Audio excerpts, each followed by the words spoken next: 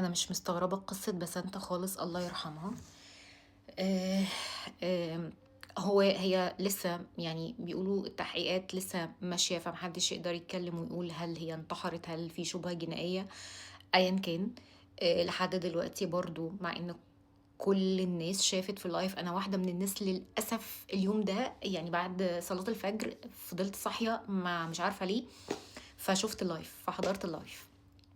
هي بنفسها اللي قالت انها اتأذت كتير من ناس معينة في حياتها، انها اتأذت علشان خاطر طليقها وابو اولادها وبلا بلا بلا. ملناش نتكلم في كل ده، انا هتكلم في نقطة واحدة بس، لان بسنت دي لو كانت ليها صحاب بجد، لو كان ليها اهل بجد، بسنت كان صعب انها تتحط في الموقف ده.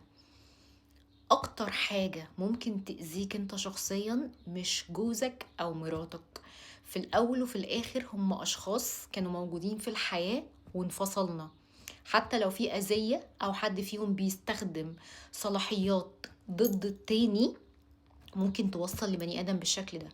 بس انت لو كانت لقت ظهر من اهل، من صحاب، من حد كان واقف معاها، بس انت كانت ممكن تبقى حد تاني خالص. بس انت كمان قالت في اللايف ان في ناس كتير استغلوها لانها مطلقة ولوحدها، والبنت كانت قمر ما شاء الله. فطبيعي احنا عارفين ان البنات قد ايه بيستغلوا.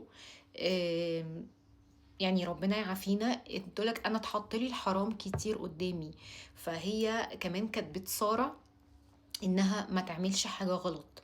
فالمجتمع اللي حاطط الستات والبنات في قالب معين ومش شايفهم غير كده، لازم يتحاكم ويتحاسب. كل اللي كان قريب منها، ان كان اهل او صحاب، هم ليهم يد اساسية في اللي وهي وصلت له. لانها للأسف لو كان في حد في ظهرها، كانت للأسف بقت حد تاني. كثرة الأهل والصحاب أوحش بكتير من شريك الحياة. شريك الحياة في لحظة ممكن ما يكونش موجود خالص. الأذى اللي بيسببه بعد كده كان ممكن يتعالج لو هي كانت وسط ناس قدروا يدعموها، قدروا يساعدوها، قدروا يطلعوها من اللي هي فيه.